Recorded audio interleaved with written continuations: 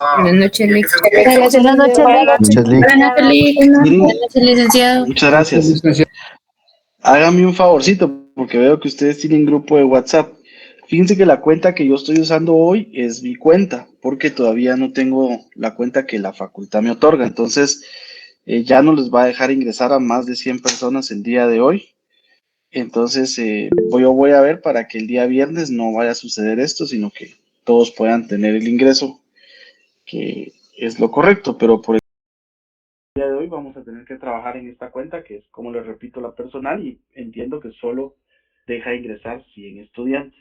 Entonces, si alguien le puede avisar a los compañeros, pues les pido una disculpa, pero ahí es un tema que no es totalmente mío, ¿verdad? Sino que la facultad me tiene que trasladar la cuenta.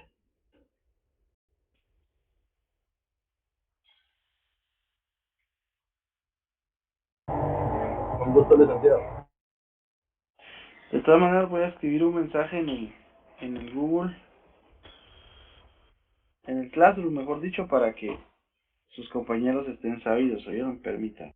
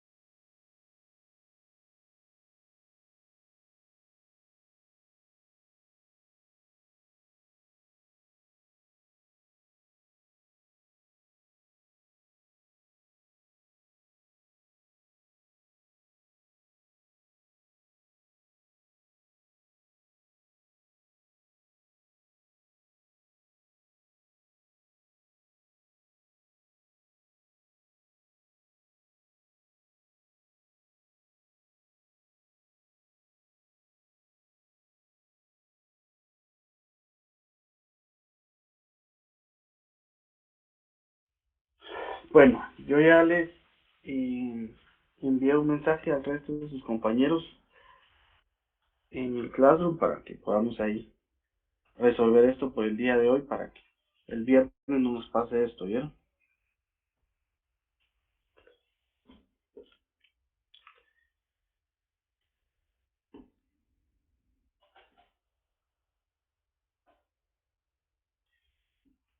Bueno, entonces vamos a dar inicio, estimados estudiantes, deseándoles... ¿Sí, Shirley?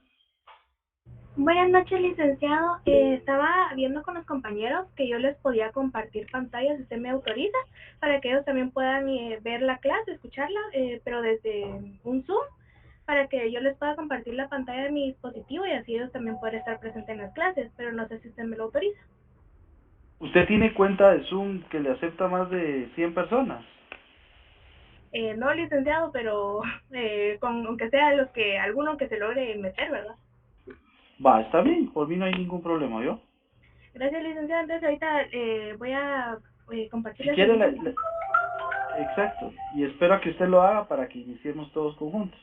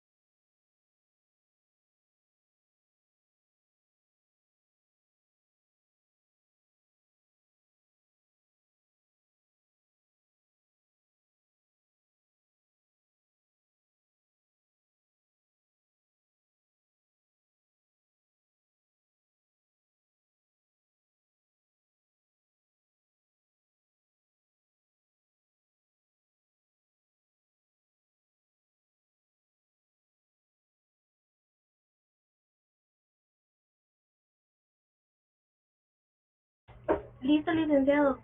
Gracias. Ok, muchas gracias, Shirley.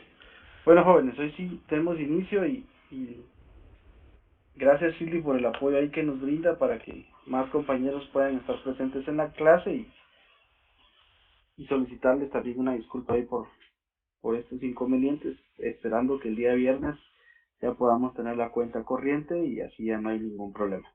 Bueno, si quieren vamos a continuar con la clase. El día viernes estuvimos viendo un poco de historia del derecho laboral, dividiéndolo en tres etapas: la etapa antes de la independencia, la etapa después de la independencia, hasta llegar a la revolución de 1944. Como les decía, son algunos esbozos que yo considero que son importantes, que deban de saber de la historia del derecho laboral en Guatemala. Después ya nos trasladamos a un tema importante, que es sacar o definir con claridad el concepto de derecho laboral, ¿sí? Y se recuerdan que de tal manera fuimos creando un concepto que nos permitiese poder ver que los elementos que integran esa definición son los que nos pueden servir para darnos cuenta de qué vamos a tratar en el semestre sobre derecho laboral. Así hablamos de normas, hablamos de principios, hablamos de doctrinas, ¿sí?, que van a regular las relaciones entre los patronos y los trabajadores, ¿sí? Con el objeto, pues, de que en el momento de que exista algún conflicto, ¿sí?, estas relaciones se puedan ir resolviendo. También hablamos de que existen ciertas instituciones, como lo es el salario, las jornadas, los tipos de trabajo, los derechos y las obligaciones, los distintos contratos que se van a ver o que están normados dentro del Código de Trabajo, ¿sí? Para después pasar a un tema importantísimo, que son los principios del derecho laboral. Y por ahí nos quedamos, ¿verdad, jóvenes? Sí, licenciado, todavía logramos ver garantías mínimas, superación de garantías mínimas y Ok. por el momento. Recordemos que lo importante es que de una vez vayamos ubicando estos principios dentro del Código de Trabajo o dentro de alguna legislación guatemalteca, para que ustedes siempre tengan presente dónde es que pueden encontrar este tipo de principios, ¿sí? Entonces voy a presentarles, jóvenes, para que nos vayamos. Y la irrenunciabilidad. Sí, me recuerdo que ese ya lo hablamos rapidísimo, pero vamos a verlos otra vez desde el inicio para que nos quede claro. Hoy hablaríamos de los principios y, siguiendo el programa, hablaríamos de la naturaleza jurídica del derecho laboral, que, si bien es cierto, ya hablamos un poquito la semana pasada, pero quiero que veamos las tres teorías que definen la naturaleza del derecho laboral. Si todavía nos da tiempo, podríamos entrar a ver las fuentes, pero creo que eso tal vez quedaría para el día viernes. Aquí, aunque ustedes no lo crean, hemos avanzado ya 3 o 4 capítulos de lo que es el programa, porque creo que el 18 de febrero creo que está programado el primer examen parcial, ¿verdad, jóvenes? Si alguien me corrige por ahí. A partir del 19, si no estoy mal, Lick.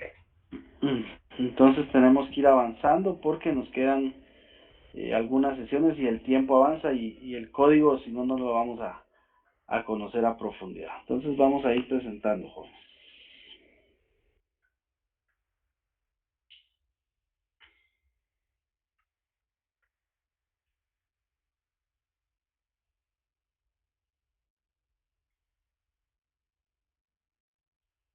¿Logran ver mi pantalla, jóvenes? Sí, Lick. Sí, licenciado. Clic, sí se nota. Ok. Entonces vamos a hablar. El viernes siento que hablamos un poquito rápido de esto y yo lo que nunca quiero es que se queden con dudas. Y aquí hay algunas expresiones que se van dando de estos temas, ¿sí?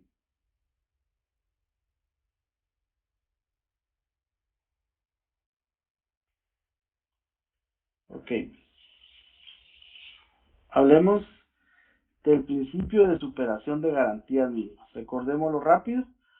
Es importante recordar que dentro de las garantías mínimas son esas que van a ser las que están enmarcadas dentro de la normativa y dentro de la doctrina. Por eso es que las garantías mínimas del trabajador no son únicamente la que hemos mencionado en el tema de normativa o doctrina, sino que estas pueden ampliarse, siempre y cuando sean en pro del trabajador, pero estas no pueden disminuir una vez establecidas, solo aumentarse. Esto lo expresa un tratadista, Méndez Salazar. ¿Qué es lo que yo les expliqué el viernes? Recordemos que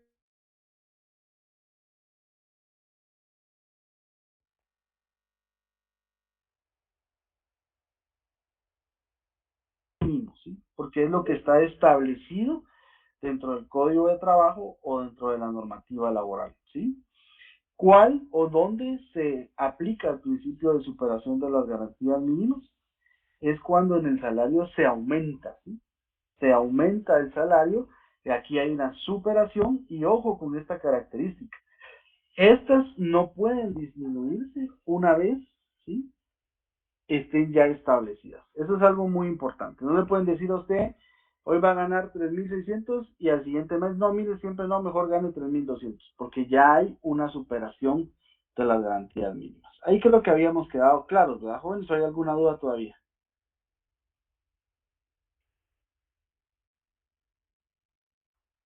Todo claro, gracias, Lick. Todo claro, Ok. licenciado. Gracias. Ok. Nos quedamos en este principio de irrenunciabilidad, ¿sí?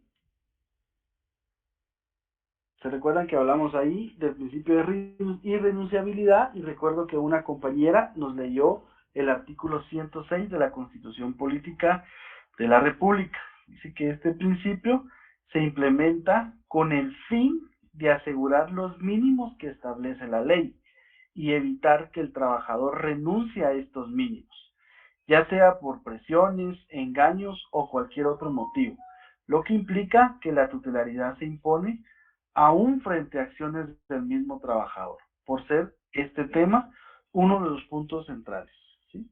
¿Qué es importante que veamos aquí, jóvenes?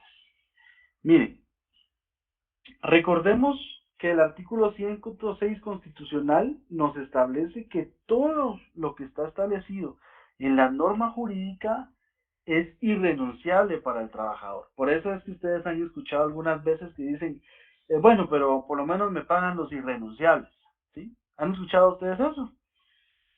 Es porque, en efecto, hay normas que son mínimas y que representan las garantías que el trabajador o al que el trabajador no puede renunciar, ¿sí? Nadie puede decirnos a nosotros, bueno, mire, ¿sabe qué?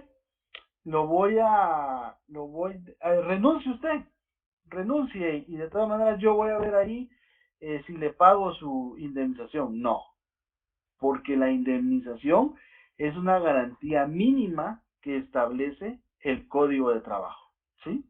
Entonces ese es un principio constitucional el cual debe de respetarse por parte del patrono y es una garantía que se va a enfocar y se va a amalgamar, si quieren, más adelante cuando empecemos a ver otros principios que hacen que todo esto sea una estructura eficiente para el trabajador.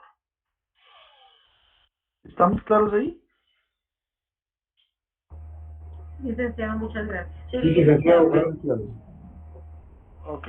Cualquier duda o cualquier ejemplo que ustedes quieran poner que viven en el tema diario es bienvenido, porque recuérdense que aquí pues yo no los logro ver, a distinción de cuando estamos en clase, que de repente ahí la clase es un poquito más dinámica, aquí de repente es un poquito más tediosa y más teórica, pero pongamos ejemplos. Ustedes tienen una gran cantidad de ejemplos porque el abuso en materia laboral en las empresas es a diario en el que vivimos. Entonces, si tienen algún ejemplo en dónde lo podemos constituir, con mucho gusto aquí lo vamos resolviendo. Sí, Melissa. Licenciado, muy buenas tardes. Hola. Solo para aportar algo, viera de que hace como 2 años yo trabajaba en colegio, pero había una compañera de trabajo que llevaba como 12 años laborando ahí pero ni siquiera nos pagaban lo que era el salario mínimo. Entonces a ella le salió una mejor oportunidad de trabajo y decidió ya no seguir en ese colegio después de 12 años. Pero en este caso la dueña del colegio no la reconoció en nada, o sea, literal no le pagó nada de los años que ella trabajó, nada. Entonces considero que ahí pues es un abuso de parte del patrono hacia ella. Bueno, pero estos principios, recuérdense que son garantías mínimas. Yo les dije que todo lo que está normado se debe de aplicar. Cuando lleguemos a ese punto ustedes los van a entender mejor, pero en el código de trabajo sí se establece algo. Sí se establece que cuando la persona renuncia, ¿sí? Cuando la persona renuncia, ¿sí? A su trabajo, por decirles, allí sí el patrono no está obligado a pagar estas prestaciones que establece el Código de Trabajo. El ejemplo que yo les puse fue que el patrono obligue a la persona a renunciar y le diga, pero yo te voy a pagar algo. Ahí sí hay una violación a las garantías mínimas porque es el patrono el que está obligando a renunciar, ¿sí? Con el efecto o el supuesto efecto de que en su momento se le va a reconocer algo, que eso es totalmente falso, ¿sí? Porque ahí el patrono, media vez el trabajador renunció, no está obligado. Eso sí está así normado dentro de nuestra legislación. Y ahí está la diferencia que yo les hablaba. ¿Sí, Gabriela? Sí, buenas noches, licenciado. Fíjese que con respecto a este tema, ahorita que tocó de que cuando el patrono obliga a renunciar, yo en el 2018 trabajé para Meapaca y fíjese que cuando yo fui a recoger mi liquidación, yo estuve 3 meses ahí porque para que a uno la asciendan, uno tiene que pasar prueba de polígrafo y hacerse un examen de la empresa. Yo desgraciadamente pues perdí el polígrafo, entonces me dieron mi carta de renuncia, de despido, ¿verdad? Y me despidieron. Nunca me indicaron el motivo por el cual yo perdí el polígrafo, ¿verdad? A pesar de que yo lo pagué. Y fíjese que estando allá en las oficinas centrales, conocí a un muchacho que me dijo que él había trabajado 8 años o 9 años para la empresa y le iban a dar 3,000 quetzales de tiempo, porque a él lo hicieron firmar su renuncia voluntaria, porque supuestamente él había robado 100 quetzales de caja. Y en realidad lo que pasó fue que él tenía la caja, pero en un momento que lo mandaron a bodega, otra compañera cobró y pues ahí descuadró. Y pues aquí se ve este caso que usted está tocando, ¿verdad? Que los obligan a renunciar y que les dicen, sí, les vamos a pagar lo que es por cada año, pero al final, después de 8 años de trabajar ahí y de ser puntual y todo, le van a pagar 3,000 quetzales por esos 8 años. Sí. Exacto. Ahí sí hay una violación total a las garantías mínimas y a los principios de irrenunciabilidad del derecho laboral. Porque, como bien lo dice la compañera, él lo obligaron, lo coaccionaron bajo amenazas, y eso es un delito, aparte de eso, para que él renunciara, porque entonces ahí sí él pierde ese derecho establecido en el Código Laboral. Ese sí es un buen ejemplo de cuando hay una violación. Claudia Valle, sí, licenciada. Buenas noches, licenciado. Buenas noches, Hola, compañeros. Únicamente quería hacer una opinión. Fíjese que mi hijo trabajó en el organismo judicial 10 años, pero a él lo destituyeron, pero no le pagaron sus prestaciones irrenunciables. Entonces, no sé a qué se debió eso o si usted sabe de algún caso similar. Gracias.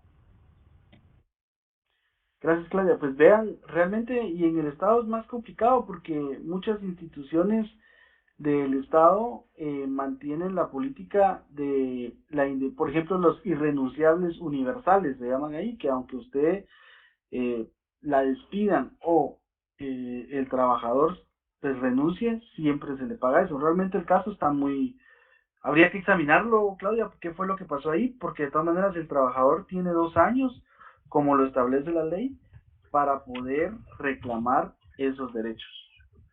Ah, bueno. Muchas gracias. De nada. Irma, solo Irma levantó la mano antes y de ahí si quiere Shisley. Hola, licenciado, buenas tardes. Gusto saludarla. Igualmente, fíjese que es un poquito contradictorio en el tema de las garantías mínimas, como dice usted, y pues estaba escuchando los casos de los compañeros anteriores, pero ¿qué pasa, Lick, cuando también, porque no estoy solo del lado de, pues yo soy empleada, ¿verdad? Pero también veo el tema patronal. ¿Qué pasa, Lick, cuando también, porque aquí hay dos casos, puede ser, como dijo la compañera, que los despiden, los obligan a renunciar, pero ¿qué pasa si alguien renuncia voluntariamente, firma su carta, su finiquito y después se arrepiente y viene y va a demandar? El Ministerio de Trabajo le cree al empleado y dice, ah, no, lo coaccionaron, pero no hubo ninguna coacción para eso, pero entonces ya vino la persona, pues porque ya tiene costumbre, porque así como hay buenos colaboradores, y también hay malos patronos, pero también hay buenos patronos y también hay malos empleados. Exacto. Bueno, Cecilia, ahí dice indubio pro operario y cabal vamos a hablar de un par de principios más que nos pueden ayudar a resolver su duda. Sí, si quiere, para responderle su duda, Irma, avancemos en los principios y se va a dar cuenta por qué es. Pero también se puede dar el abuso de los trabajadores porque también hay malos asesores. Hay asesores o hay abogados que le dicen, mira, tus derechos son irrenunciables y si vos firmaste no importa, decir que te coaccionaron. Suele suceder. Y por los principios que vamos a ver más adelante, es que el derecho laboral da una protección, ¿sí? Si quieren avanzamos. Y le voy a responder eso. Gracias. Ahí se recuerdan, de nada, Iván. Se recuerdan que yo les dije que en el artículo 106 constitucional trataran de ponerle arriba principio de irrenunciabilidad y lo relacionaran con el código o el derecho laboral, ¿sí? Y este es el principio del que yo les puedo hablar. Dice que el derecho o el principio de tutelaridad, ¿sí? Dice que el derecho laboral se inspira en este principio esencialmente porque se trata de compensar la desigualdad económica de los trabajadores, otorgándoles una protección jurídica preferente. Y ojo aquí vamos a hablar dónde está el fundamento legal. Y de una vez lo deberían desmarcar en su código de trabajo, subrayarlo como principio de titularidad. Dice, según el cuarto considerando del código de trabajo, este principio, según la doctrina, se encuentra inmerso dentro del principio protector. ¿Por qué?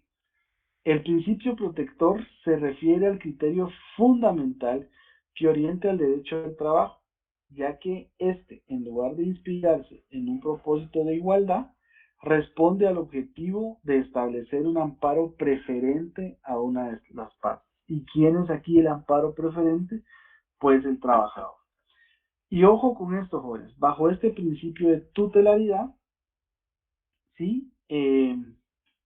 Es que podemos responder un poquito el cuestionamiento que nos decía Irma. Es que en efecto hay buenos y malos trabajadores y hay buenos y malos asesores. El principio de tutelaridad es fundamental en el derecho laboral. En este principio se pueden sentar las bases de las normas. El trabajador, yo se lo dije en algún momento, siempre va a estar en condiciones desiguales frente al patrono. Primero porque el patrono es dueño del factor de producción, es dueño de la empresa, es el que paga, es el que decide si contrata o no contrata y es el que decide en qué momento, bajo las normas laborales, puede llegar a existir un despido. Ahorita voy, Gerardo. Entonces, ese principio de tutelaridad lo que busca es nivelar al trabajador en condiciones al patrono, ¿sí? Eso no significa que eso le permita, ojo, que eso le permita abusar de esa posición frente al patrono. El principio de titularidad lo único que va a buscar es que cuando existen condiciones desiguales del trabajador, tiene que haber algo que lo ponga a la par. Y por eso es que en el derecho laboral y relacionado con el indubio pro operario es que toda la carga, en el caso de la prueba, corresponde al patrón, ¿sí? Irma, usted nos decía, sí, pero él firmó una carta donde ahí él claramente estableció que renunciaba. Ok, el patrono debe demostrar que la carta es válida, ¿sí? Que se firmó sin ninguna coacción y sin ninguna amenaza, con el objeto, ¿sí? De que él pueda demostrar frente a la inspección de trabajo, si todavía está en la vía administrativa, o frente a un juez de lo laboral, si eso ya pasó a lo ordinario, de que en efecto fue una reacción del trabajador natural, ¿sí? Y que bajo el principio de tutelaridad, pues el patrono tiene la carga y dice, bueno, yo demuestro que él firmó. Muchas veces les hacen firmar declaraciones juradas, ¿sí? Solo antes de irme, antes había levantado alguien la mano, no logré ver quién era, disculpe. Herbert creo que decía. No es Herbert. Sí, buenas noches, Lick, perdón la molestia. En el Código de Trabajo, ¿dónde puedo encontrar el artículo de tutelaridad? Miremos los considerandos. Buena pregunta, Herbert. Miremos los considerandos.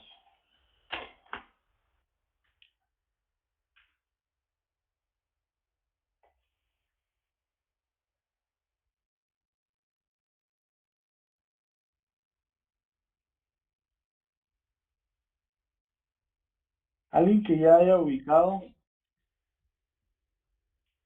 inciso A o considerando. Es que no, creo que los considerando.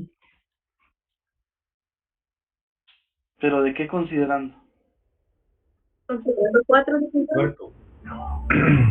Es en la página ¿Manda? 7, en la página 7 del cuarto considerando, inciso A. A ver, ¿qué dices?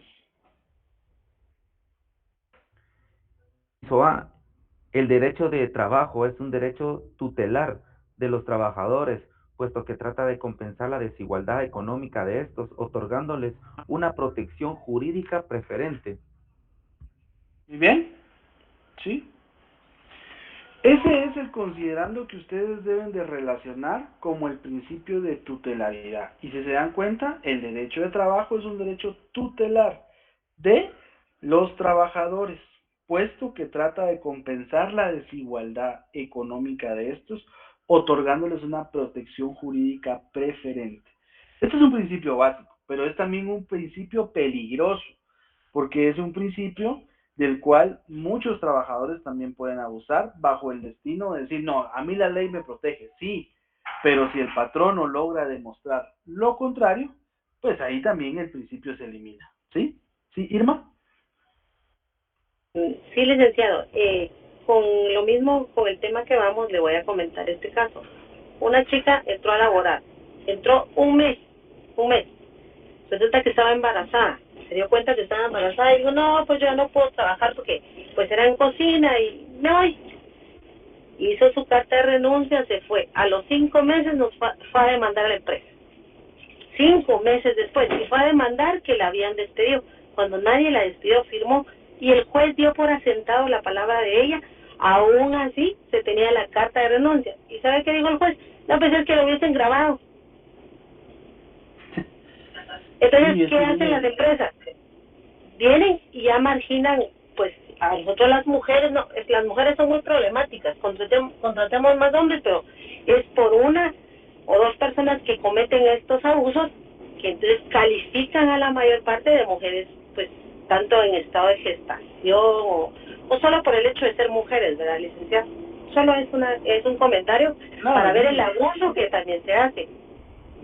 Exacto, por eso les estoy diciendo que desafortunadamente en el mismo organismo judicial o digamos los tribunales competentes se malinterpreta este tipo de principios porque hay gente, yo conozco casos que gente de mujeres embarazadas que buscan trabajo para después darse por despedidas a sabiendas de que no las pueden despedir y eso hace más complicado porque entonces ellas sienten la seguridad de ahí de decir bueno aquí ya me gané por lo menos 2 años en la empresa porque no me van a poder despedir mientras esté mi parto y mi posparto y todavía mis horas de lactancia. Eso es bien difícil, pero eso es un abuso al principio de tutelaridad, ¿sí? Y ese es un abuso a las garantías mínimas establecidas. Y desafortunadamente hay jueces que sí topan eso como digamos, algo pues, que a mi parecer no se debiese resolver de esa forma. Shirley. Buenas noches, licenciado. Tengo en el chat Con los compañeros tengo dos preguntas. La primera es de Elizabeth Arenales. Pregunta, ¿qué pasa cuando en una empresa lo despiden por comparar con la competencia por precios más bajos? Es decir, yo no firmé una exclusividad de que solo a la empresa le tengo que comprar y despiden al trabajador. Más bien, hacen que renuncie y le ofrecen que les pagará todo lo que le corresponde. Bueno, pero yo entiendo que ella trabaja en una empresa de ventas, ¿sí? Entiendo que trabaja en una empresa de ventas y que pues su competencia o su rol de trabajo es venderle a alguien. Es que no me queda claro muy bien cuál es la función de ella. Licenciado, yo creo que esto pasa más que todo, bueno, lo he escuchado con, por ejemplo, Coca-Cola. Yo en un momento estuve apoyando a hacer promociones y ellos, por ejemplo, uno tiene que tomar fotos y todo como pruebas de que uno se está entregando o regalando tal producto. Pero me topaba con varias personas de Coca-Cola que me decían, no me tome fotos, no puedo recibirlo porque eso me puede perjudicar en un futuro. Y sí, o sea, la empresa como tal tiene como sus empleados como sentenciados a ciertas personas de que no pueden aceptar promociones o comprar en otras marcas porque es la competencia y como el Bueno, rol de ellos sí, es todo pero, eso. pero porque a ellos los hacen firmar, y eso sí es válido, yo que es válido, los hacen firmar tanto como contratos de confidencialidad como contratos de exclusividad, ¿sí? Como parte del rol laboral. O sea, ahí sí es distinta la situación. Yo sí también conozco gente que trabaja en Coca-Cola que no puede tomar Pepsi, ¿sí? Pero eso es por la forma de contratación en que ellos tienen. No los están limitando. O sea, al final la persona puede aceptar o no puede aceptar el trabajo, porque no le están vedando el derecho laboral. Le están diciendo usted venga a trabajar, pero esta es una empresa que nos dedicamos a esto. Si usted hace lo contrario, pues no podemos tenerlo en la empresa. Eso sí no está, digamos, violentando un derecho, ¿sí? Porque hay una exclusividad bajo la tutela de la empresa que está contratada, ¿sí? Pero así como la Yo con, compañera que decía que ella nunca firmó nada, Es que eso es distinto, por eso le digo, es que no le entendí bien el rol, por eso es que tal vez la compañera, no sé si le volvió a escribir. No, solo me puso gracias, pero solo puso que no firmó ningún contrato de exclusividad, pero que se le despidió y se le hizo renunciar como... Licenciado, buenas noches. Hola, sí le escucho, ahora ya no. Shirley, creo que tenías abierto tu micrófono y por eso la chica pudo hablar, creo yo. Gracias.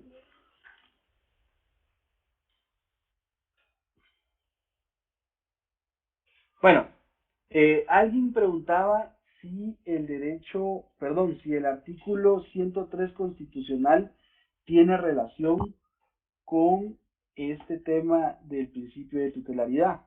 ¿Por qué la pregunta, Joy?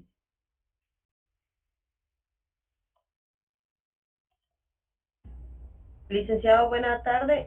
Sí, yo estaba leyendo ahorita el artículo 103 de la tutelaridad de las leyes de trabajo en la Constitución, por eso era mi pregunta, si tenía relación con lo que estamos eh, viendo en el Código de Trabajo. Leamos el 103, díganos qué dice. Dice, las leyes que regulan las relaciones entre empleadores y el trabajo son conciliatorias, tutelares para los trabajadores y atenderán a todos los factores económicos y sociales pertinentes. Para el trabajo agrícola, la ley tomará especialmente en cuenta sus necesidades y las zonas en que se ejecuta. Todos los conflictos relativos al trabajo están sometidos a jurisdicción privativa. La ley establecerá las normas correspondientes a esa jurisdicción y los órganos encargados de ponerlas en práctica. Ok, yo sí le pondría al Código de Trabajo del artículo 103 a la par, en el cuarto considerando literal A, porque es el fundamento constitucional, aunque lo habla de manera muy amplia, dice que el derecho laboral es tutelar.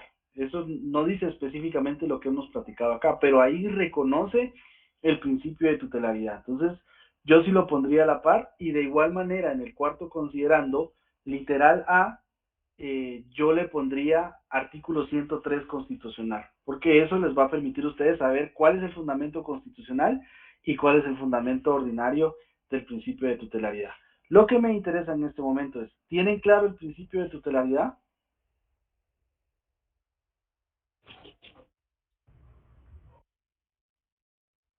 Ok, y en la literal B de ese artículo, del considerando cuarto, perdón, ahí ustedes deben de consignar el principio de garantías mínimas, ¿sí?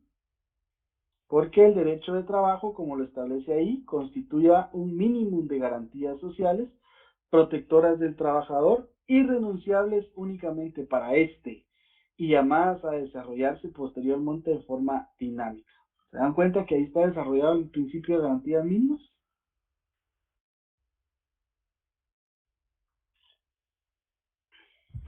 Lick, perdone la molestia, ando un poquito perdido ahorita Dígame. con el manejo de los dos códigos, tanto el trabajadores como la Constitución, ¿verdad? Usted decía Sí. que en el considerando el Código de Trabajo había que poner en el último considerando, en la literal A, relacionarlo con el artículo 103 de la Sí, Constitución, ¿verdad? sí. Y la otra letra del considerando, ¿cuál dijo? Perdón, Lick. En la letra, en la literal B, B. yo consignaría ahí principio de garantías mínimas. Ok. Ok, Lick, ahí estoy. Muchas gracias, muy fino. Ok, miren, en el internet lo encuentran, yo no se los debería de dar, menos mal que no sé ni cómo se manda, pero ahí hay un código de trabajo explicado, ¿sí? Que es una edición rubricada y concordada. Ahí es el Plaza Sésamo del código, búsquenlo, es el código de trabajo que les aparece ahí, ahí ustedes van a poder ya tener, por lo menos los títulos, solo vayan relacionándolos ahí. Yo, es ahí como una manera de apoyo para ustedes, pero siempre subrayen los códigos y relaciónenlos con la constitución política u otras leyes como lo hablamos en su momento, ¿sí? Ok, vámonos entonces ahora al conciliatorio.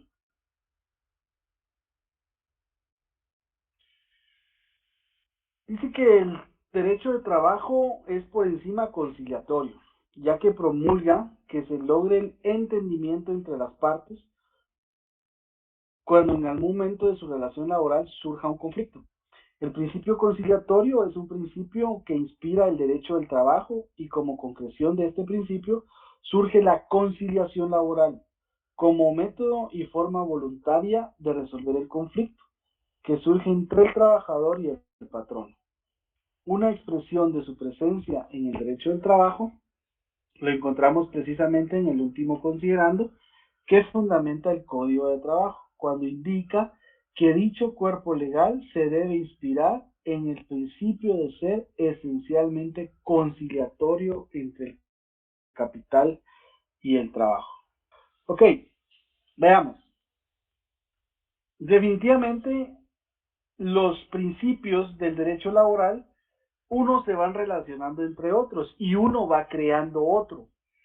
Porque si existe un principio de garantías mínimas, pues tiene que haber un principio que supere esas garantías mínimas, porque el derecho laboral tiene que ir a la posterior, no se puede detener. Y al tener las garantías mínimas y una superación de las garantías mínimas, todas tienen que ir encerradas bajo el principio de tutelaridad, o sea, la protección del trabajador o el principio que claramente nos establece que debe de existir una igualdad económica entre el trabajador, ¿sí?, y el patrono.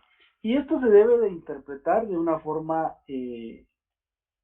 muy clara, jóvenes. Les voy a decir por qué.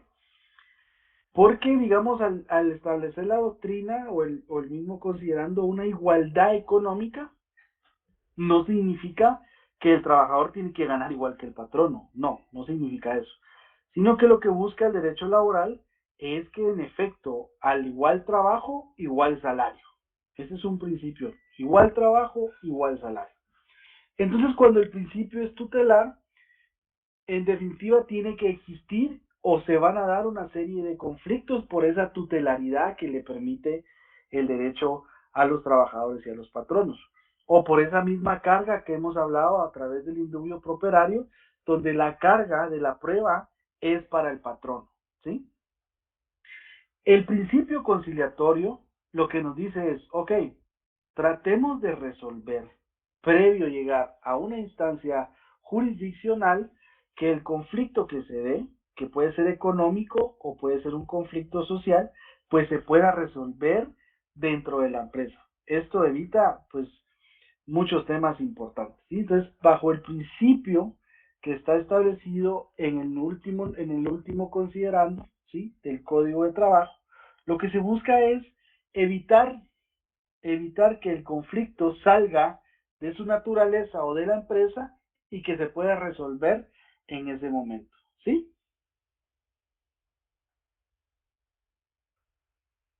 ¿Dudas? Está bien, Lick. Veamos el último considerando. Dice que las normas del Código de Trabajo deben inspirarse en el principio de ser esencialmente conciliatorias entre el capital y el trabajo y atender a todos los factores económicos y sociales pertinentes. Siempre debe existir la conciliación. En muchas empresas, yo les hablaba, y eso pasa mucho en el Estado o donde hay sindicatos establecidos, cuando hay pactos colectivos, lo que hacen es crear instancias de consejos o comités conciliatorios para que previo a que eso salga a los tribunales, pues se pueda dilucidar dentro de la instancia correspondiente. Por eso se pueden crear los comités ad hoc, los comités de conciliación específicos, ¿sí?, que tienen todas las plenas capacidades, según el derecho laboral y el Código de Trabajo, de poder resolver el conflicto que se da dentro de la empresa. Ahora bien, si esa conciliación no se da, pues entonces ahí ya se pasa a una etapa judicial. Esa etapa conciliatoria es la que podemos llamarle también como una etapa administrativa, porque todavía se da dentro del seno de la empresa o del seno de la institución. Ya cuando eso sale de la empresa o de la institución, pues nos vamos a una etapa judicial. Entonces, ¿estamos claros?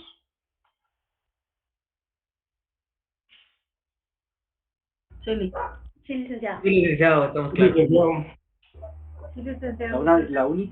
La única ventaja de la virtualidad es que uno puede tomarse su cafecito tranquilo, ¿verdad? Eso sí me gusta. Con transcriptor. Ok. Bueno, ya dimos el fundamento de dónde está el considerando del principio de conciliación. Ya saben, a los que tengan ahí su código de trabajo a la par, pónganle de una vez principio de conciliación, ¿sí? No sé si Irma se quedó con la mano levantada o tenía una duda.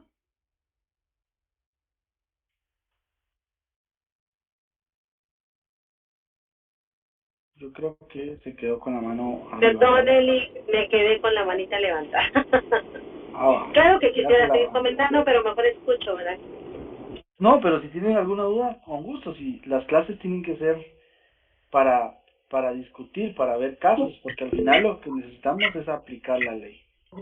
Si alguien tiene algún caso o alguna situación, con gusto. ¿Sí, Francisco? Licenciado, muy buenas tardes. ¿Me escucha?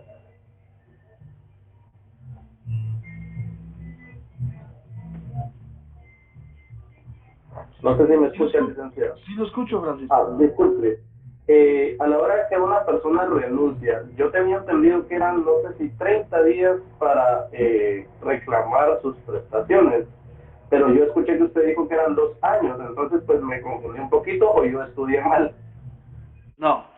Mire, pues, yo les hablé del tiempo que tiene usted para reclamar sus prestaciones, pero existe otro plazo que es la prescripción, ¿sí?, para que inicien esos 2 años, y esos sí son 30 días posteriores a que usted haya sido despedido. Usted presenta una carta, una nota o va a la inspección de trabajo y dice: me despidieron y necesito, o si va a pedir la reinstalación, pues solicitar su reinstalación o decir: miren, yo quiero que me paguen mis prestaciones, tal. Pero el tiempo o el plazo que usted tiene después de esos 30 días para que se dé el proceso, usted decida y le paguen sus prestaciones, son 2 años, ¿sí? Ok, licenciado, y otra consulta. Si la persona abandona el trabajo, ¿cuántos días es como de límite para que esa persona le mande a uno la información de que renuncia o abandona el trabajo, o sea, para que quede legalmente a favor o en contra de él? No sé si me explico. Bueno, pensemos que yo abandono, usted es el empresario, el Bueno, que patrón. yo soy el propietario y la persona abandonó, pero después me quiere ir a demandar porque quiere sus prestaciones, pero la persona nunca lo dijo, nunca renunció. Mire, en primer lugar, ahí hay un tema que es de convenir, ¿verdad? Porque, digamos, son 3 días para que el trabajador pueda venir y declararse el abandono de labores. Eso según lo que establece el Código de Trabajo, ¿sí? Y usted a partir de eso puede proceder a despedirlo, ¿sí? Pero como es un despedido justificado, ¿sí? Hay un despido justificado, allí el trabajador no tiene derecho al reclamo de los irrenunciables, ¿sí? Esas son las cosas que vamos a ir viendo dentro del curso, ¿vieron? Pero yo voy resolviendo ahorita algunas dudas. Dentro de las obligaciones de los trabajadores y los derechos e iguales obligaciones y derechos de los trabajadores, nos vamos a dar cuenta que no es solo decir, bueno, abandoné el trabajo y me despidieron, ahora que me paguen. No, porque hay un despido justificado y hay un despido injustificado. Hay un despido legal y hay un despido ilegal, ¿sí? Eso es lo que vamos a ir viendo y cuándo o cómo la ley se aplica. No crean que también siempre es para el trabajador. Ay, yo era bolo en la empresa, no llegaba, que me despidan igual que me paguen mi tiempo. No es así. No es así, ¿oyeron? ¿Estamos claros, Francisco? Tiene que quedar asentada el despido, licenciado, porque si la persona abandonó y usted tampoco se comunica con la persona, Tiene que despedirlo, tiene que, ahí pues puede levantar un acta notarial donde la persona se le dé, según lo establecido en el Código de Trabajo, en el artículo tal, la persona no vino tal y tal y tal día, por lo tanto se declara el abandono de labores, ¿no? Y eso es mejor presentarlo a la Inspección General de Trabajo para que no exista ningún problema posterior de que el trabajador diga, sí, pero a mí no me notificaron, y si el trabajador usted conoce su dirección, aunque se la pegue en la puerta. muchas gracias, licenciado. Ahí dice Baltasar, artículo 77. ¿Qué dice el artículo 77, Baltasar? Buenas noches, licenciado. Uh-huh. En el artículo 77, inciso F, cuando el trabajador deje de asistir al trabajo sin permiso del patrono o sin causa justificada, durante 2 días laborales completos o consecutivos, o durante 6 medios días laborales en un mismo mes calendario. La justificación de la inasistencia se debe hacer al momento de reanudarse las labores, si no se hubiera hecho antes. Pero si vos te das cuenta, 6 medios días laborales son 3 días. Si hacemos el cómputo son tres días. ¿Sí, Heidi?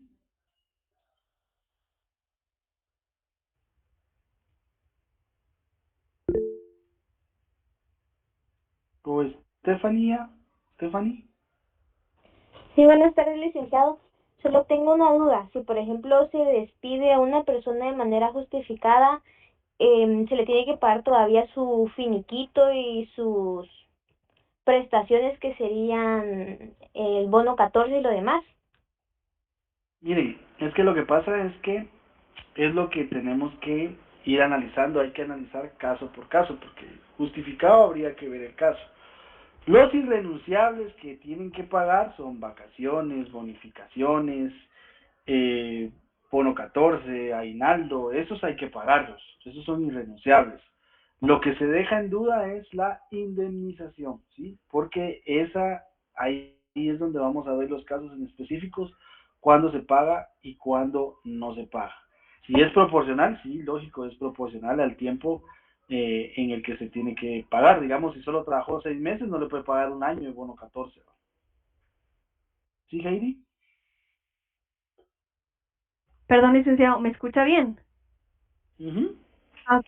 Solo quería darle, no tomé nota de dónde está lo del principio conciliatorio en la ley. ¿Cuál es su fundamento? No lo anoté. Ok, es el último considerando del Código de Trabajo. Es la página 9, para ser más específico. Sí, va a depender del código que cada uno tenga, ¿verdad? Pero es el último considerando.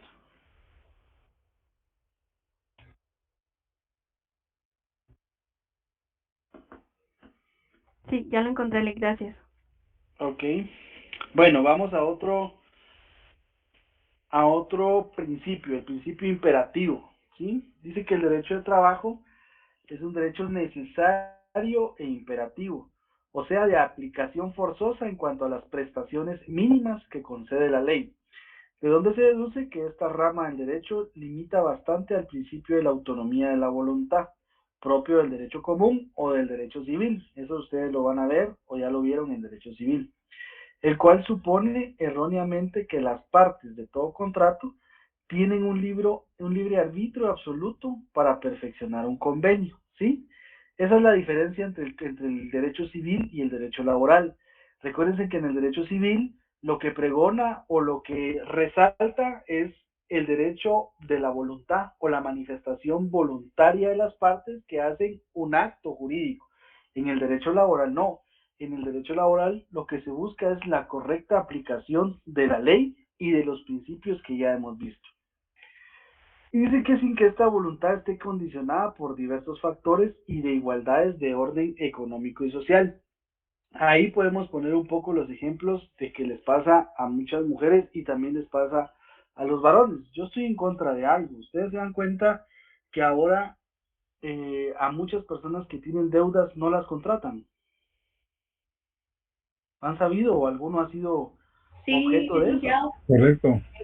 Eso es una violación a este principio, ¿sí? Porque a mí no me pueden condicionar, por ejemplo, el derecho laboral, no me pueden decir, el derecho laboral es un derecho constitucional. ¿Y cómo voy a pagar mis deudas si no tengo trabajo? En primer lugar. Entonces aquí, eso es una violación total al derecho laboral, ¿oyeron? Al artículo 102 de la Constitución, porque no puedo, el derecho laboral es un derecho que la Constitución me está garantizando. Ahora el sector privado dice, ah, sí, pero yo tengo derecho a ver a quién contrato y no contrato. Depende, porque usted está condicionando el trabajo. Entonces eso no debiese de ser así. Levantó la mano primero Cecilia, de ahí Eric y de ahí Irma. Lick, incluso cuando tienen demandas de pensión alimenticia no son aptos para selección. ¿Y ustedes creen que eso no es una violación, por ejemplo, a este principio? Sí, porque si no, no puede pagar tampoco la pensión. O sea, al no tener ¿Cómo se trabajo, va no a pagar? tiene fondos.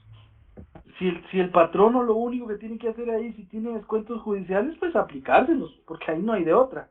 Pero no por eso le puede limitar el derecho laboral. ¿Sí? ¿Sí, Eric? Licenciado, muy buenas noches, mucho gusto. Hola. Tiene que mucho que ver también esto, ahorita la compañera Cecilia mencionó la pensión alimenticia, pero el ente Infornet es el que se encarga de vender esos datos a las empresas para que, pues, en dado caso a uno que pueda tener algún tipo de problema por deudas bancarias o incluso una demanda de pensión alimenticia, pues ellos no se dan a la tarea de investigar si es una demanda que uno puso a una empresa o es una demanda que uno tiene, que se la pusieron en este caso por una pensión alimenticia. Entonces, ellos únicamente venden ese dato y la empresa no lo contrata a uno, ¿verdad? Entonces, y pues ellos creo que no sé por qué venden los datos. Yo creo que eso tal vez es un delito, ¿no? Claro, miren, yo al día de hoy no sé cómo esa empresa subsiste y creo que nos ha hecho daño a todos, porque pues aunque uno tenga una subdeudita ahí o una demanda, ellos lo que pasa es que compran la información, ese es el tema, que ellos lo ven desde un punto de vista mercantil y compran la información, pero hacen el daño porque están revelando datos que debiesen de ser, por ejemplo, secretos para una persona. Yo recuerdo que ya les habían interpuesto un amparo y ¿cómo se llama? Ahora ya no es permitido, porque antes sí se recuerdan que a uno, y eso no se borra hasta 10 años, depende de la deuda que usted tenga, depende de la deuda. Yo recuerdo que antes a uno llegaba a una empresa y le decían, sí, pero lo vamos a examinar en Informet. Yo recuerdo que hay un amparo que se le otorgó a alguien donde eso ya no es permitido, ¿verdad? ¿Sí, Irma? Sí, licenciado, también sobre este tema. Fíjese que con el tema de Informet yo he estado viendo que lo que hacen ahora para que no sea ilegal es que usted tiene que firmar un documento a la hora de ir a solicitar un empleo donde usted está de acuerdo que lo investiguen por medio de estas empresas que venden esa información y pues la verdad es que la gente con la necesidad de adquirir un trabajo pues firma lo que sea con tal de conseguir el trabajo. Ese es uno. Sí. La otra es donde se ve el tema de el derecho que están violando nuestro derecho laboral. También hay muchas empresas donde no contratan a las personas si usted tiene tatuajes.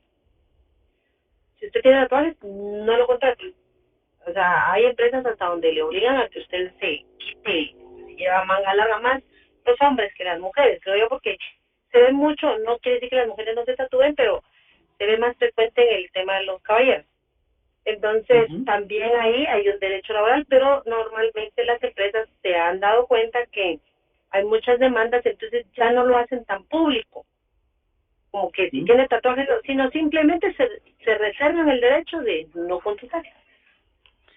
Miren, en el derecho laboral existen una infinidad de violaciones, realmente, y a mí me da mucha tristeza ver, y ustedes, primero Dios, cuando sean abogados o ya estén ejerciendo la profesión en la procuración, por ejemplo, se van a dar cuenta que el Ministerio de Trabajo no funciona. No funciona porque tienen denuncias de denuncias, donde hay una cantidad de violaciones increíbles, donde es tan sencillo, si solo se respetaran estos principios que nosotros estamos hablando, nadie le puede negar el derecho al trabajo. Otra cosa es que sea competente en el sentido de que yo quiero contratar a un abogado en mi empresa y me llegue un ingeniero. Pues lógicamente no se puede. No se puede porque, ¿cómo? O sea, no es competente para esas funciones. Pero no me pueden discriminar si yo contrato un abogado y llego y me presento, pero porque tengo 2 tatuajes no me quieran contratar. O sea, ahí hay una discriminación, hay un tema de violaciones a las normativas en materia laboral, ¿sí? ¿Sí, Baltasar? Sí, fíjense que en mi caso, yo tuve un problema una vez con una tarjeta de crédito y bueno, al final pues la pagué, ¿verdad? Pero sí tenía problemas con Informet. Entonces, pues, me llegó cierta información de que ahora pues uno puede ir a solicitar una carta de bloqueo de Informet o ya sea TransJunior. Entonces uno llega ahí con su DPI, firma la carta y ya a los 2 días lo bloquean a uno. Sí, mire, lo que pasa, yo no mucho me he metido en ese mundo de Infornet y todo eso, porque a mí me parece que ni siquiera debiese de existir, o sea, no debería de ser una prueba para una empresa, pues, pero desafortunadamente las empresas ahora es complicado. ¿Sí, Cecilia? Sí, viéndolo desde el punto de vista de las empresas, Lick, o sea, al aparecer ese tipo de bloqueos que piden en Infornet, automáticamente descalifican el currículum que están revisando, ¿verdad? Porque si lo tiene bloqueado es porque algo esconde, entonces les da como esa incertidumbre de a quién están contratando. Lo que pasa es que en Guatemala se aplica aquel principio de lo toma o lo deja. Y eso no debiese ser así. Pelean, mejor dicho, juegan con la necesidad de la gente. O sea, la gente dice, bueno, tiene necesidad de trabajar, aplique a lo que está aquí, si no, pues vaya a otra empresa. Y eso no debería ser. Y cualquiera de esos temas, aunque las denuncias tarden, pero denuncien en la inspección de trabajo, porque ellos tienen la obligación de ir y verificar lo que está pasando en las empresas. Ellos son los que ponen la normativa, son los que en principio, previo a llegar a la judicialización, deben de ver cómo esa normativa se cumple, ¿sí? Ok, miren, veamos este principio que se relaciona mucho. Sí, veamos este principio que es un principio también muy importante y que termina de responder varias preguntas donde existen los abusos, y es el indubio pro operario. Dice que este principio consiste que en caso de duda sobre la interpretación o alcance de las disposiciones legales, reglamentales o contractuales en materia laboral, se interpretarán en el sentido más favorable para los trabajadores. Y es lo que les decía, con el principio de tutelaridad y el principio del indubio pro operario es donde se da la mayor cantidad de abusos también de parte de los trabajadores. Porque aquí esto es lo que invocan los abogados cuando defienden a esas personas que se dan, por ejemplo, en el tema de despidos o en el tema de lo que hablaban las compañeras que en algún momento presentes se hacen despedir y quieren después que se les reinstale, porque siempre la duda va a favorecer al trabajador. Entonces yo digo, sí, pero no, mire, a mí me obligó a firmarla. Si el patrono no tiene la claridad de hacer las cosas bien, un buen finiquito, una buena declaración jurada cuando hay una renuncia individual o voluntaria, entonces el trabajador se va a agarrar de ahí, de ese principio. Y también, también esta es materia de defensa para nosotros los trabajadores, de que ningún patrono nos puede obligar a firmar cosas que nosotros no estemos de acuerdo. Los principios del derecho laboral son irrenunciables. Las normas en materia laboral son irrenunciables. Ya vimos el principio de garantías mínimas, la superación de las garantías mínimas, el principio de tutelaridad, la conciliación y el principio del indubio operario. Si se dan cuenta, el algamaje que tiene el derecho laboral es muy interesante. Es bonito el derecho laboral, pero se ha abusado. Tanto patronos como trabajadores han abusado de esto. ¿Sí? ¿Dónde podemos aplicar o en dónde vamos a encontrar el fundamento de el principio del indubio pro operario? Lo vamos a encontrar, ¿en dónde creen ustedes? En la Constitución Política de la República, en el artículo 106. Los derechos consignados en esta sección son irrenunciables para los trabajadores, susceptibles de ser superados a través de la contratación individual o colectiva y en la forma que fija la ley.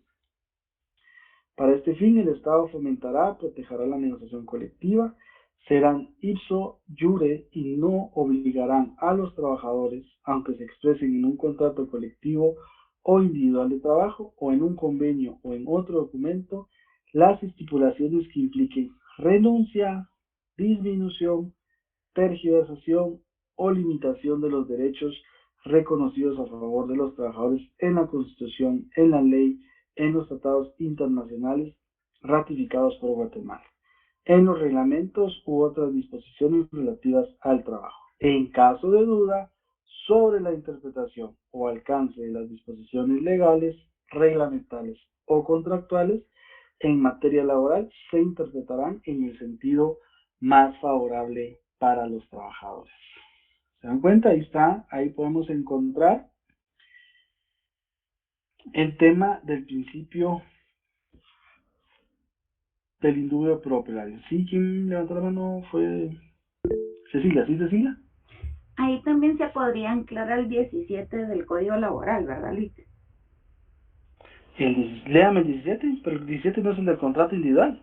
No, dice para los efectos de interpretar el presente código, sus reglamentos y demás leyes de trabajo, se debe tomar en cuenta fundamentalmente el interés de los trabajadores en armonía con la conveniencia social. Sí, miren, sí podemos, digamos, encontrar un fundamento como el artículo 17. Digamos que ese es como un complemento. Pero lo que tenemos que tener claro, jóvenes, es que la Constitución Política de la República, como una máxima expresión en materia normativa para Guatemala, reconoce el principio indubio pro operario. Cualquier duda que exista en un conflicto siempre va a favorecer a los trabajadores. Pero repito, no se deben dar los abusos. ¿Dudas, jóvenes? Shirley. Ahora esta duda sí es mía, licenciado. Fíjese que yo conocí un caso de una persona que tenía un contrato laboral. La empresa, pues al parecer ya no existe, son personas extranjeras. Y ahora la esposa es dueña de otra empresa, otro nombre, son los mismos trabajadores, mismo todo, pero sin el nombre, ¿verdad? Y en este caso no se les dio contrato nuevamente a todas las personas. Ellos están prestando servicios y todo y los obligan a que firmen como que si fueran por trato. En este caso cada mes les pagan lo que son vacaciones y demás, pero en este caso no les pagan lo que correspondía al inicio de sus labores con el contrato anterior, pero del contrato anterior nunca los liquidaron ni nada. Muy bien, gracias. Solo para terminar, digamos, ahí, Cecilia, sí podemos encontrar el indubio propietario en el artículo 17. Y con lo que usted me dice, Shirley, mire, hay un tema que pasa mucho en las empresas y es una famosa simulación de los contratos, ¿sí? Ustedes se dan cuenta, y eso pasa muchas veces en los bancos. En los bancos es alguien quien contrata, otro el que paga y otro el que le brinda los servicios. Eso es específicamente una simulación que se da contractual para evitar los pasivos laborales, ¿sí? Porque no fue la misma persona la que la contrató, no es la misma persona la que le paga, ni la misma persona la que le da órdenes. Entonces, ¿a quién demanda a la hora de un conflicto colectivo individual de trabajo? No sabe a quién demandar, ¿sí? Porque las personas son distintas y eso pasa mucho y eso en su momento lo vamos a ver y eso se da bajo la institución, digamos, del derecho laboral que se llama simulación de los trabajos, simulación de la contratación, ¿sí?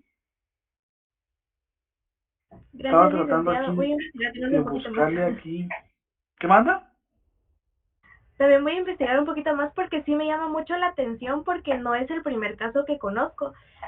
Tengo varios conocidos que han pasado por lo mismo y pues en este caso como el contrato anterior pues nunca tuvo como esa atribución de que fueron despedidos o que se entró en quiebra o algo en la empresa, porque literalmente ahorita quieren cambiar todo, o sea, nombres, dueños, y ahora ante el Ministerio del, perdón, se me olvidó de la institución, ahora están registrados con otro nombre y pues ahora ya aparece otro dueño, otro todo, pero son la misma dirección, la misma actividad económica y como le comento, nunca se brindó una quiebra ni nada. Entonces a los trabajadores pues al inicio de la pandemia también se les obligó como a renunciar, ¿verdad? Y se les dio no proporcional a lo que les tenían que dar por su tiempo, ¿verdad? Porque fue un despido, en este caso obligado, ¿verdad? Porque no, ellos no querían renunciar, pero no les Es lo tocó. que le digo, es que hay una simulación, porque no es la misma persona la que contrata, no es la misma persona la que le asigna la actividad económica y no es la misma persona la que le paga. Entonces ahí hay violaciones a los derechos laborales, ¿sí? ¿Sí, Irma? Sí, pero aquí no entraría la figura del outsourcing, porque normalmente hay muchas empresas que ahora ya no quieren tener problemas con el tema del personal. Y hay empresas que se dedican a tener a absorber. Entonces ellos vienen que prestan servicio personal, que les contrato que personal que haga la limpieza, que personal que les lleve la contabilidad, que personal que les haga eso. Entonces ellos están en una empresa, pero realmente el contrato no lo firmaron con esa empresa. Y aquí se da lo que usted dice. No trabajan en otra empresa donde no es donde firmaron el contrato, les dan órdenes personas que no los contrataron, pero existe una empresa de outsourcing y eso está legalmente constituido. ¿Es correcto? Sí, sí, es que el outsourcing es permitido bajo la normativa laboral, pero aquí caemos a lo mismo. Uno dice, no, es que es otra empresa la que paga, sí, pero se sabe que son los mismos, ¿sí?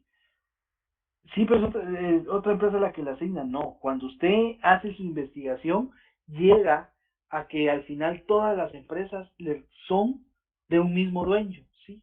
Lo único que hicieron fue cambiarse de nombre, a esta le pusieron manzana, a esta pera y a la otra piña, ¿sí? Pero si usted une las tres, ese licuado es lo mismo, lo único que están haciendo ahí es una simulación contractual, ¿sí? Que lo único que busca es evitar ese tema de los pasivos laborales. No sé si me doy a entender.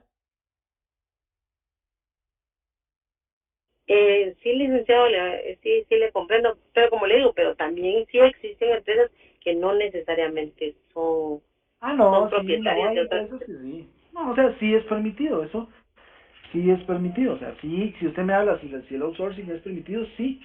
Pero cuando se constituye legalmente, o sea, cuando vengo yo, tengo mi empresa yo soy dueño de un banco y digo, yo no quiero lidiar con trabajadores, mejor subcontrato a la empresa de Irma porque ella se dedica a la contratación de personal. Entonces, que ella contrate el personal y cualquier problema de un pasivo laboral va a ser de Irma. Pero ahí lo estamos haciendo de forma legal. Pero no es lo mismo que usted y yo no seamos dueños de la misma empresa y lleguemos al acuerdo y mira, ¿por qué no ponemos a Shirley y a Cecilia y que ellos hagan una empresa de pasivos laborales y que se vayan ahí? Así nosotros nos evitamos demandas, a mí no me conviene porque mira, más adelante yo quiero ser magistrado, tú también vas a querer ser magistrada y entonces eso va a ser una tacha en nuestro currículum. Pero ahí hay una simulación de lo que realmente está pasando. Ahí está la diferencia, ¿sí? ¿Entendemos eso? Gracias, licenciado. Ok, pero eso lo vamos a ir viendo poco a poco, ¿ya no? Pero son muy buenas preguntas. Entonces, vean, jóvenes, ya son las 7, mis estimados. Si quieren lo dejamos por ahí y seguimos el viernes, ¿oye? Gracias, licenciado. Feliz noche. Gracias, licenciado. Gracias, licenciado. Gracias, licenciado. Buenas noches.